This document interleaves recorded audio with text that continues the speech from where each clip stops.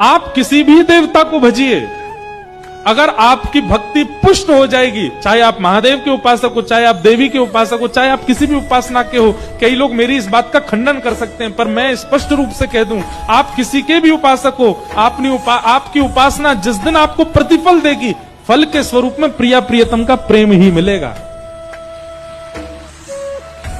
आप जिसको भी भजिए, आपके भजन में यदि सामर्थ्य होगी, आपने देवी की उपासना यदि बहुत अच्छे से की है, तो देवी प्रसन्न होकर के कृष्ण भक्ति ही प्रदान करेंगी।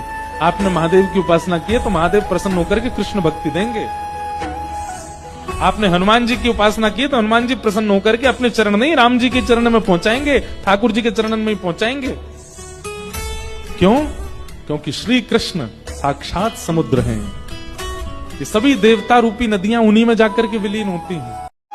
आप किसी भी देवता को भजिए, अगर आपकी भक्ति पुष्ट हो जाएगी, चाहे आप महादेव के उपासक हो, चाहे आप देवी के उपासक हो, चाहे आप किसी भी उपासना के हो। कई लोग मेरी इस बात का खंडन कर सकते हैं, पर मैं स्पष्ट रूप से कह दूं, आप किसी के भी उपासक हो, आपकी उपासना जिस दिन आपको प्रतिफल देगी, फल के स्वरूप में प्रिया प्रियतम का प्रेम ही मिलेगा।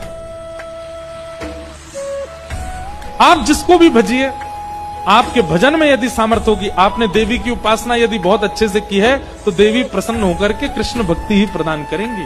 आपने महादेव की उपासना की है, तो महादेव प्रसन्न होकर के कृष्ण भक्ति देंगे। आपने हनुमान जी की उपासना की है, तो हनुमान जी प्रसन्न होकर के अपने चरण नहीं, राम जी के चरण में पहुंचाएंगे, ठाकुर जी के चरण में ही पहुंचाएंगे। क्यों? क्योंकि श्री कृष्ण साक्षात समुद्र हैं। ये सभी देवता रूपी नदियां उन्हीं में जाकर के विलीन होती हैं।